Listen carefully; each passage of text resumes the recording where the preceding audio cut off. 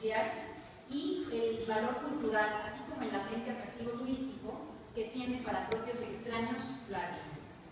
El tema de hoy intenta recordarnos, para no olvidar, lo que fuera Tlalpan en esos años pasados y tal vez también hacer conciencia colectiva del valor de lo que aún poseemos para dejar de destruirlo y en su lugar conservarlo. Con la idea de ilustrar esta plática, revisaremos cronológica y paralelamente lo que sucede en la Ciudad de México y así enmarcar lo que ha ido sucediendo en Tlalpan. En el siglo XVI se inició el Tlalpan virreinal. En este periodo, Tlalpan formó parte del marquesado del Valle, el cual había sido otorgado a Hernán Cortés en 1529 como un reconocimiento nobiliario en recompensa por su desempeño como conquistador. La fundación de Tlalpan como poblado virreinal se dio en un contexto en el que el pensamiento religioso y las costumbres medievales predominaban dentro de la cultura hispana. Las órdenes religiosas y militantes eran las encargadas de la evangelización de los pueblos indígenas y la razón principal para ocupar las nuevas tierras. La idea conceptual de una clase ortogonal para la fundación de nuevas ciudades estaba ya en el pensamiento. Recordemos que en Europa había las ciudades medievales que no tenían la oportunidad de realizar estas grandes plazas como en estos nuevos territorios en donde sí se podían poner en práctica las ideas autónomas. Las civilizaciones mesoamericanas aplicaron este concepto de manera cotidiana desde muchos siglos anteriormente. Es por ello que la población existente tenía una clara visión para el diseño de sus calles y plazas. En este contexto, Cortés estableció su residencia en la villa de Coyoacán y además, por como había quedado Tenochtitlan después de la conquista. Cabe destacar que solo 4 poblaciones del valle se denominaron ciudades: Tenochtitlan, Texcoco, Xochimilco y Tacuba. Otras 2, Coyoacán y Tacubaya, se consideraban como villas. El resto de los centros de población eran simplemente pueblos. Una ciudad podía ser cabeza de un distrito que incluía una o más villas, o una villa podía ser cabeza de un distrito con varios pueblos o aldeas. Las subdivisiones de los pueblos se llamaban barrios. Ahí pueden apreciar dónde está San Agustín de las Ovejas. Esto indica que Tlalpan era un poblado menor, aunque con una población lo suficientemente atractiva para la fundación de un convento. Esta condición, la del número de pobladores existentes y la presencia del agua, alentó que el asentamiento de San Agustín de las Cuevas se diera. El nombre poblado seguramente fue el resultado de la lava ardiente del Chitle y los ríos subterráneos que formaron oquedades. El crecimiento urbano de Tlalpan, con la proliferación de villas y solares, fue consecuencia de las constantes inundaciones que afectaban a la capital del virreinato, provocando que los citadinos, así como las órdenes religiosas, buscaran un lugar fuera de las zonas lacustres en tierras altas, para retirarse en la temporada de lluvias. Esto hizo de Tlalpan el lugar idóneo para establecer un segundo centro de operaciones cercano a la capital. Recordemos que el centro ceremonial de Tenochtitlan tras la conquista había quedado totalmente destruido, y cuando se consolida la conquista de México, Hernán Cortés toma la decisión de conservar el asiento y darle a la nueva ciudad México Tenochtitlan un asentamiento bajo las mismas formas de organización social, política y urbanística, y crear así una nueva metrópoli en la antigua. En palabras del ministro Francisco López de Gomara, reedificó lo que deshizo, destruyó ídolos, pero no arrasó templos, y así nació la nueva capital sobre las ruinas de Tenochtitlan.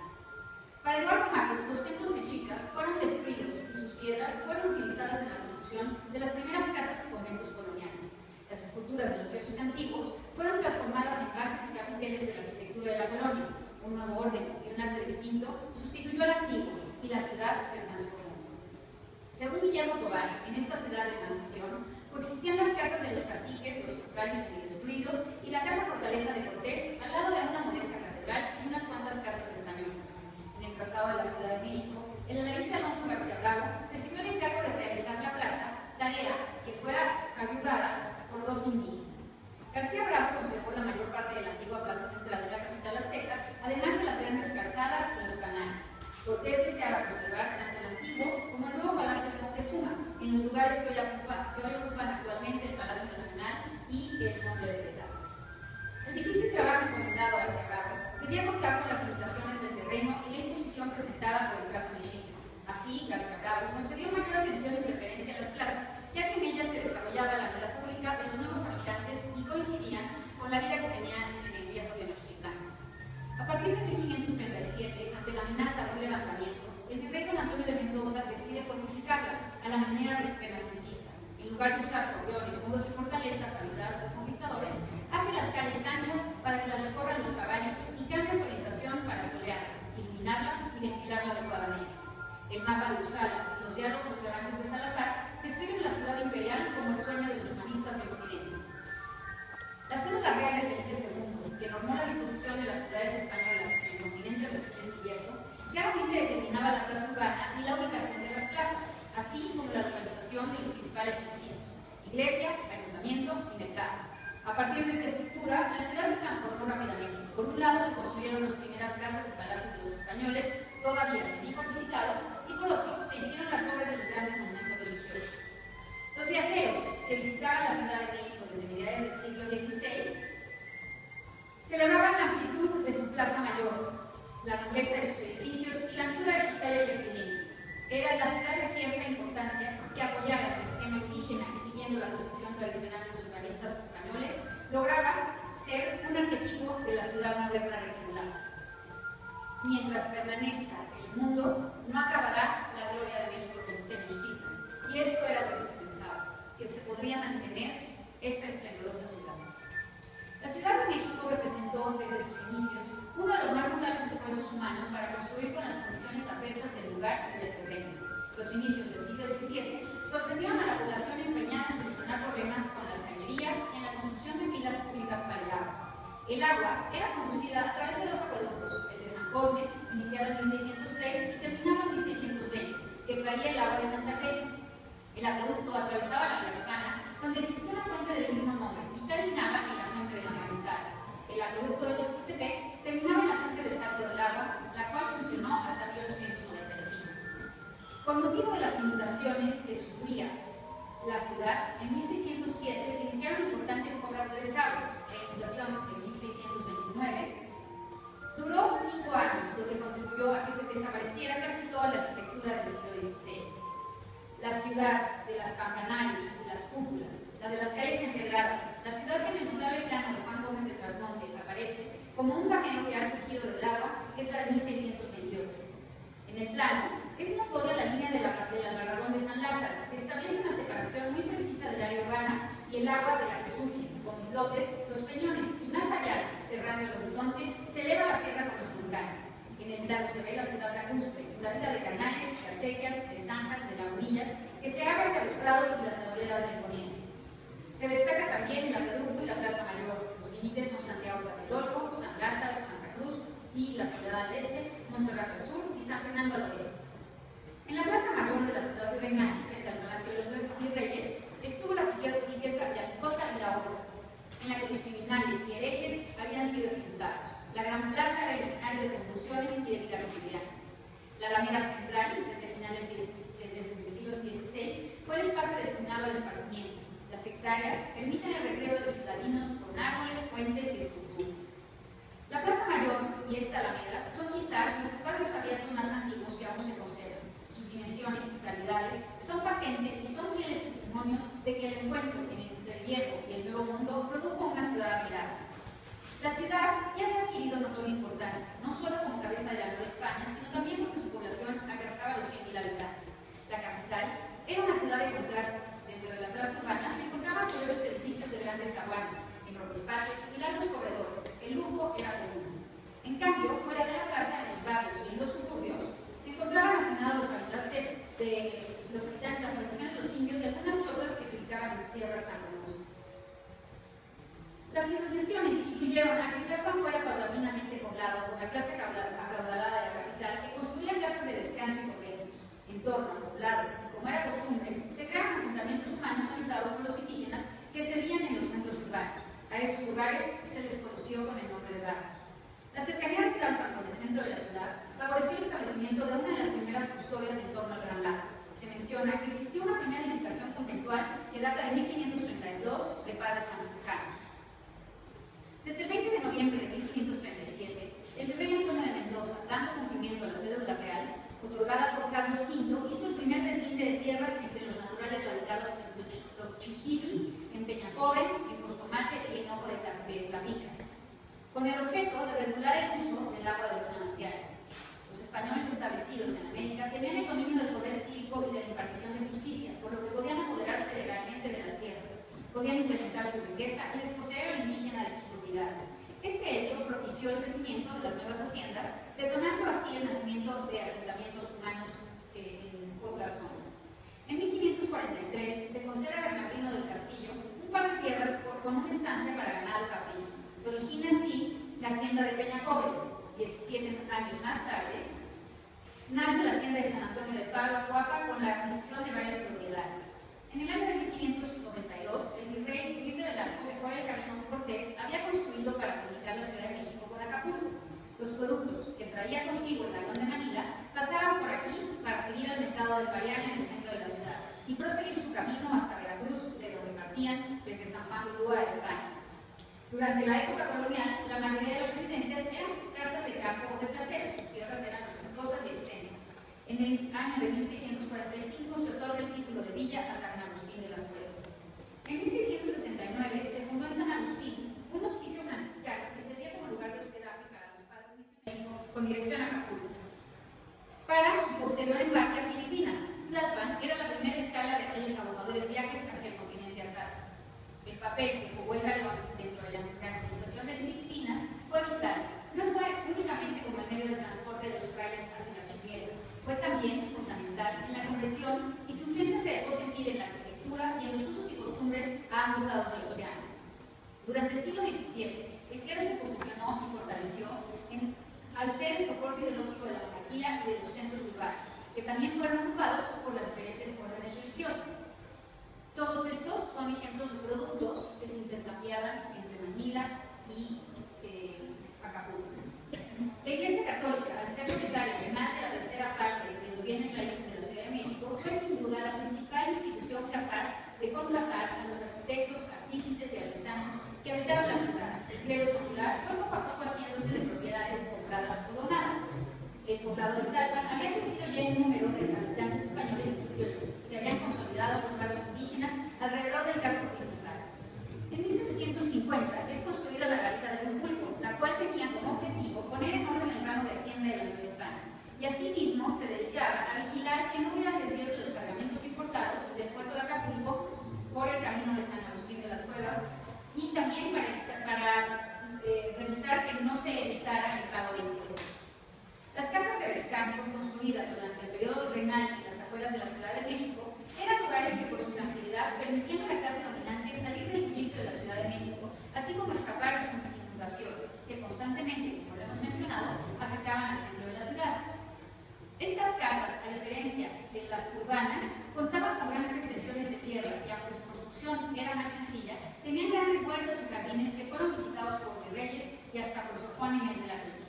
El clima templado y la tierra fértil hicieron de Tlalpan un lugar de descanso con grandes propiedades que albergaban huertos y jardines durante el virreinato. La minería y las haciendas generaron la riqueza suficiente para que la aristocracia virreinal construyera casas como la del conde de Reina. La casa perteneció a don Pedro Romero de Terreros, minero que explotó las minas de la Sierra de Hidalgo. Esta tiene un pórtico de 3 arcadas, además de una fuente conocida como la Canchina. Durante el siglo XVIII, las casas de descanso no hispanas fueron construidas en un solo nivel y algunas contaban con mirador. Su arquitectura era sencilla, sin majestuosas portadas palaciegas, como la Casa de las Campanas. Esta villa fue famosa por sus grandes huertas, hoy desaparecidas. Se le conoce como Casa de las Campanas por ostentar en su portón de ingresos cerámicas polícromas en forma campanada. Se dice que fue cuartel del general Guadalupe Victoria, nombre que se le dio a la calle en la que se encuentra ahora centro gastronómico. Estas casas contaban con capilla o oratorio. Generalmente seguían el esquema arquitectónico de un patio cuadrado en el interior, rodeado en 3 lados por corredores que los separaban de las habitaciones, y sin un eje de simetría obligado. En la parte posterior se ubicaba un segundo patio para los servicios, así como el jardín y la huerta. El estilo arquitectónico se unificó en un barroco mexicano de arcos quebrados y columnas salomónicas, con los entablamentos curvos y una profusión de adornos florales. Ejemplo es la casa conocida como la Casa Chaca, cuyo predio original fue mutilado debido a la prolongación de la calzada de Tlalpan, que era el antiguo camino a Cuernavaca. Esta obra, de estilo barroco, fue encargada al arquitecto Pedro Larrieta en 1752, quien también edificó el Palacio de la Inquisición. Y actualmente esta casa sirve para oficinas de línea. Esta singular casa perteneció al inquisidor mayor y fue en algún momento Museo de la Charrería. Tiene en el vértice Hugo Chávez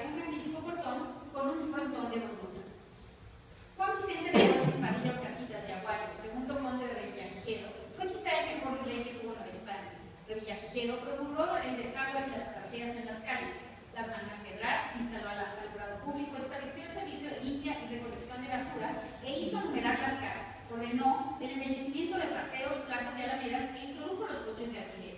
Organizó también el servicio de policía, tanto diurno como el que por las noches prestaban los llamados serenos. El conde de Villagigedo ordenó que las 52 calles de la localidad de Tlalpan se igualaran en sus características a las de la Ciudad de México, por lo que la Plaza Mayor y la Plaza de Calvario fueron empedradas y se construyeron los caños de mampostería. En toda la ciudad, el uso de tesontle, de cantera y los relieves de estuco, hechos a base de patrones y empleados en la decoración de los muros, realzaban el carácter autóctono de la arquitectura de la época virreinal. Y con este estilo se construyeron un gran número de inmuebles de la arquitectura civil. Recordemos la aduana de la Ciudad de México, la Casa de Moneda, las portadas de la universidad y la arquitectura religiosa en la catedral y en los 64 templos. Por eso, el periodista inglés se llama la ciudad de los palacios. A partir de los primeros años del siglo XIX en la Ciudad de México, tuvieron lugar algunos de los acontecimientos más importantes de la historia nacional, que van desde las luchas armadas para conseguir la independencia y más tarde para defender la soberanía nacional en contra de los intereses extranjeros, hasta el triunfo de la República y de la Revolución Mexicana. La Ciudad de México, después de la independencia y la arquitectura, se convierte en una arquitectura distinta. En un principio no hay arquitectura porque están en este periodo de luchas y posteriormente se da una gran producción de obras arquitectónicas. En 1851 comienza la reforma urbana de la ciudad y aunque todavía estaba bajo manifestaciones tímidas que conservaban la traza, las leyes de reforma dictadas en 1859 facilitan la destrucción de los viejos núcleos urbanos, pues desaparecen notables conjuntos que mutilan casi todos los conventos: San Francisco, Santo Domingo, La Merced, San Agustín y los conventos de monjas y hospitales, cuyos terrenos pasan a manos de especuladores. Algunos de los edificios religiosos fueron convertidos en bibliotecas, en colegios, en hospitales y en vecindades. Una mejora importante la tiene el centro de la ciudad, pues se demuele el mercado del Pareán, que recibía los productos que llegaban desde Tlalpan, para liberar la Plaza de la Constitución. A partir de 1858, la ciudad comenzó a crecer de nuevo y a dejar atrás muchos de sus rasgos coloniales para incorporarse a la modernidad. El centro se fue dejando por la creación de nuevos fraccionamientos a lo largo del paso de la reforma, que ocasionó la ruptura de la regularidad de la traza y dio lugar a la segregación de la población. Las clases altas ubicaron en los suntuosos palacios y las clases populares se establecieron en vecindades. La ciudad de los años anteriores a 1867 era la ciudad de Casimiro Castro o de Pedro Guado. La Ciudad de México comienza a ensancharse fuera de su antiguo recinto, que se había trazado en 1861. Primero con el barrio de Santa María la Ribera, en 1880, con las colonias de Guerrero y La Teja, y después con la colonia San Rafael. En la última etapa porfiriana, continuó la salida del viejo barrio con la creación de las colonias Juárez, Condesa, Roma y Cuauhtémoc. El interés por modernizar al país trajo consigo nuevas necesidades de equipamiento. Un ejemplo claro es la construcción de nuevos edificios dedicados a la comunicación, a la educación, a la salud y al esparcimiento, siendo estas demandas ciudadanas que requerían una gran inversión para ser resueltas. Una nueva arquitectura sustituye edificios que ocupan solares vacíos. Se construyeron estos edificios con notables expresiones de los estilos neoclásico, ecléctico y también con estilo Art Nouveau. El ahora transformado Centro Mercantil, actual Hotel de la Ciudad de México, y la Casa Requena, ahora desaparecida, son buenos ejemplos de este arte aprendido a través de los modelos revistas y libros en Bruselas, en Viena, en París y en Barcelona. Los arquitectos Guillermo de Heredia, con el Monumento a Juárez, y Mauricio Campos, con la Cámara de Diputados, son ejemplos del neoclasicismo francés. La influencia italiana se debió a dos grandes arquitectos, a Silvio Conte, quien realizó la antigua Secretaría de Comunicaciones, hoy Museo Nacional de Arte, y sobre todo a Ramo Guari, del Palacio Fiscal, y en especial con el hoy Palacio de Bellas Artes, que se pensaban inaugurar en las fiestas del Centenario. Durante estas fiestas del Centenario, la ciudad fue testigo de grandes celebraciones. Para los habitantes del centro, la tranquilidad capitalina había comenzado a perderse. Las calles se cubrieron de signos de progreso y de muestras de inquietud. Los trenes eléctricos que partían de la Plaza de Armas con rumbo a las lejanas poblaciones del Distrito Federal, como lo era supuestamente Tlalpan, sustituyeron a los de mulitas y con ello volvió a resurgir el interés por Tlalpan. A partir del siglo XIX, Tlalpan dejó de ser una villa de descanso para convertirse en ciudad y años más tarde capital del Estado de México. Esto trajo consigo un nuevo económico y político al poblado, influyendo en la arquitectura y urbanismo de la zona. Se concedió a la villa el carácter de ciudad, devolviéndole su antigua denominación de plaza. El 15 de junio de 1827, el gobernador del Estado de México, Lorenzo de Zavala, y los diputados de esta entidad acordaron trasladar provisionalmente la capital a San Agustín de las Cuevas, ocupando las antiguas instalaciones del Hospicio de los Padres Misioneros de Asia.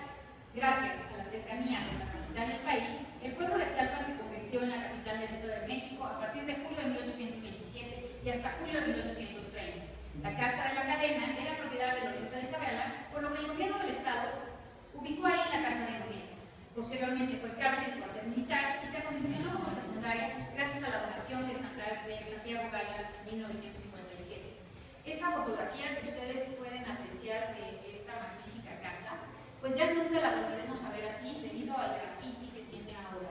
Es impresionante cómo en 3 días contados duró la restauración de la fachada. La parroquia de San Agustín, que se ve en esta litografía, podemos ahí observar el muro que delimita el atrio en el lado norte, decorado con almenas y jarrones característicos de la arquitectura del siglo XVI, coronado con un nicho al centro del muro. El obispo alcalde Pagana otorga la autorización al gobierno municipal de demoler la barda al norte del convento de San Agustín y así le quita terreno y se amplía la calle del Gal, misma que desemboca en la actual Plaza de la Constitución. Este hecho no solo modificó el esquema urbano del poblado, sino también la imagen del convento. Es importante observar la campana y el reloj monumental del templo. Con las reformas borbónicas instauradas a finales del siglo XVII y años más tarde la Revolución Industrial en Europa, los pequeños talleres de artesanos fueron sustituidos paulatinamente por grandes medios de producción y fábricas. Esto modificó la estructura urbana y la vivienda de los poblados. En Tlalpan aparece en 1831 la primera fábrica de telas y tejidos, ocupando las instalaciones del antiguo molino de trigo en la zona conocida hoy como Fuentes Flotantes. La mano de obra requerida para el funcionamiento de la fábrica trajo consigo la migración de obreros que poblaron los terrenos inmediatos de la fábrica, generando así un nuevo asentamiento cercano al centro histórico de Tlalpan. 4 años después, se construyeron las fábricas de papel Peñapobre y la fábrica de tabacos de San Fernando. Y también en San Fernando, Ramón Cosío y Sebastián Pane instalaron la fábrica de casimires, alfombras y otros artículos de lana. Aparecen nuevos barrios obreros. Los empresarios, dueños de las fábricas, construyeron también nuevas viviendas para alojar al personal que elaboraba en ellas, pero al mismo tiempo fue necesario generar el equipamiento necesario para las familias de los obreros. Y aparecieron entonces fábricas, capillas, iglesias y todo lo necesario para llevar a cabo esta organización. Aquí podemos ver la calle que se le atribuye a Santana, en la que vemos cómo es el partido de las casas que se encontraban en la zona. La población empieza a crecer de tal manera que Tlalpan empieza ya también a crecer hacia tratar de conurbarse con el otro barrio que existía, que era el barrio de Culiacán. Y aquí podemos ver también cómo a partir de este intento por urbanizar, el atrio de la iglesia también cambia su función y deja de ser el atrio usado para la educación. Se dejan de enterrar a los muertos y se cambia el purgatorio. Los padres dominicos también son expulsados del convento y eso hace también que el convento pierda una gran parte de sus dotes. Y el huerto se lotifica y es vendido a particulares. En 1869 empieza a dar servicio el ferrocarril a Tlalpan, pasando por Tacubaya, Mixcoac, San Ángel y Culiacán. En 1872 se comienza a construir el kiosco y el jardín de Tlalpan. Y también Tlalpan es la primera población que queda comunicada por el teléfono con la Ciudad de México, cuando el 13 de marzo de 1878 se lleva a cabo la primera llamada desde la casa que es el actual museo y fue la sede de este importante evento. En 1892 se inaugura la línea de tranvías de Mulitas, que habíamos comentado hace un momento, que va del Zócalo a la ciudad de Tlalpan. 8 años después, concretamente el 29 de octubre de 1900, llega a Tlalpan el primer tren de tracción eléctrica y en 1899 las calles y jardines. La colonia Doriel López Guerra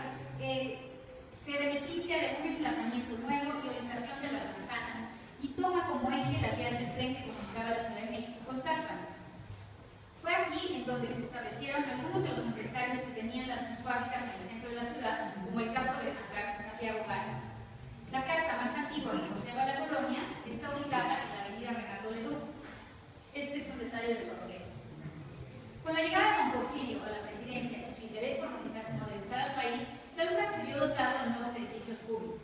Asimismo, la población retoma los estilos europeos para la construcción de los nuevos edificios habitacionales con características neoclásicas y eclécticas, tal como ocurría en la Ciudad de México. Antonio Rivas Mercado, de la columna de la Independencia, construyó el magnífico Mercado de la Paz, que fue inaugurado el 20 de noviembre de 1900. En la fachada sur se puede observar el tabique aparente con aparejos diversos que generan el juego de luces y sombras. Desgraciadamente, ya muy deteriorado, y ahora con esta idea de pintar las piedras de negro y pintar las calles en blanco, bueno, pues es el arco de acceso principal está fabricado con el mismo material, mientras que los dinteles de los comercios son de acero. En el interior, la estructura es también fabricada con acero y cubierta con piedra basáltica, o estaba antes, ya también está remodelado. El edificio delegacional de Rivas Mercado fue construido con la colaboración de los pobladores de Tlalpan y de los pueblos aledaños y es un edificio de cantera. Tiene un magnífico mural en sus portales que relatan la historia de Tlalpan. Estos murales son de Roberto Rodríguez Navarro. El neoclásico y el eclecticismo hace su aparición en Tlalpan y se empieza a copiar el estilo de la delegación en las casas. La plaza central y el kiosco, como les comenté, datan de 1872. El centro del jardín y sus esquinas tienen bustos de los héroes nacionales. Y se dice que también está el árbol de los colgados, en el que fueron colgados varios simpatizantes de ideas liberales. Yo, la verdad es que no sé cuál sería ese árbol. También de Rivas Mercado es la bellísima Casa Pizarro, construida en estilo clasicista a finales del siglo XIX, que sustituye las casas terrenales que ahí se ubicaban. Rico Hacendado, el presidente del Ayuntamiento de Tlalpan, Jesús Priego Pizarro, le solicitó a Rivas Mercado completar el conjunto con caballerizas, patio de carruajes y un teatro, en el que, según el doctor Luis Ortiz Macero, semana a semana los amistades de Pizarro iban a aplaudir a músicos, declamadores, cantantes y pequeños grupos de comediantes que venían de la capital a presentar sus repertorios. El pabellón turco, tema recurrente en la arquitectura de Rivas Mercado, completaba el conjunto de la Casa Pizarro y hace que la influencia morisca se aprecie también en Tlalpan. Esta arquitectura propició la producción del uso de azulejos. La torre o minarete todavía se mantiene en pie, pero no ha tenido restauración alguna, así que está en grave riesgo de deterioro. Y lo que es más grave es que se le han realizado huecos en la fachada, lo que nos habla de lo que pudo haber sido, de lo que puede suceder en el interior con modificaciones que no están reguladas. Pero las monjas que la habitan y que la tienen en custodia no permiten el acceso. Termino con la fotografía de esta hermosísima casa que hoy nos ha albergado como centro cultural, para dar paso a unas consideraciones finales. La arquitectura de descanso de Tlalpan dejó de cumplir su función debido al crecimiento del poblado, de la relevancia económica, política y social que fue adquiriendo Tlalpan a partir de que se le diera el título de ciudad. Este crecimiento poblacional trajo consigo la necesidad de dotar de vivienda a los nuevos habitantes encargados de la administración y el comercio de la zona. Las casas de recreo comenzaron a ser fraccionadas, desapareciendo primero sus grandes huertos, jardines y posteriormente las villas veraniegas, provocando su deterioro. El centro de Tlalpan es hoy escenario de la vida pública y social de sus habitantes, con una plaza urbana ancestral, con una dimensión del espacio social vital y con una estética propia. En él converge en un mismo perímetro la relación social, comercial, política e ideológica. Los deseos de cómo configurar el centro histórico en el futuro proponen que se piense más en el espacio público. La transformación de todo el espacio baldío en espacio público es la garantía para optimizar su uso y así lograr la seguridad de espacios para la convivencia. La reducción de emisiones contaminantes por medio del mejoramiento del sistema de transporte público es imperativo. Hay que pedir que dejen de llegar tantas líneas ahora de transporte público que verdaderamente están dominando las calles tranquilas. Ahora ya verdaderamente no se puede ni caminar. Y examinar la peatonalización y el uso de la bicicleta, así como el uso de carros y azoteas verdes. Proponer un consejo consultivo permanente, formado con especialistas y vecinos que auxilien a los gobernantes en la toma de decisiones que es urgente. Y se deben considerar algunos de los objetos arquitectónicos y escultóricos como referentes del tiempo, pues, aunque pertenecen a un pasado reciente como es el siglo XX, ya vale la pena su conservación. En cuanto a la imagen urbana, es necesario realizar el cableado subterráneo y revisar la señalización, publicidad y nomenclatura de tiendas y locales, de aquellos comercios que son necesarios homologar y renovar aquellas que lo requieren. Es necesario reglamentar, pero sobre todo respetar la reglamentación en el comercio ambulante. Nuestro centro histórico de Tlalpan, es prueba de la perseverancia. No solo depende del intelecto y de la mente, sino también de las emociones, de ciertos hábitos y reflejos, por lo que hay que crear el sentimiento de orgullo y de lealtad a Tlalpan. Su futuro depende de nosotros. Es una responsabilidad compartida con el gobierno, que a todos nos afecta y nos compromete a dejar algo mejor de lo que recibimos y que gozamos. Nosotros, sus habitantes, debemos intervenir con propuestas y así evitar el fatal destino del presagio del Nezahualcóyotl, que, como una pintura, nos iremos borrando. Muchas gracias.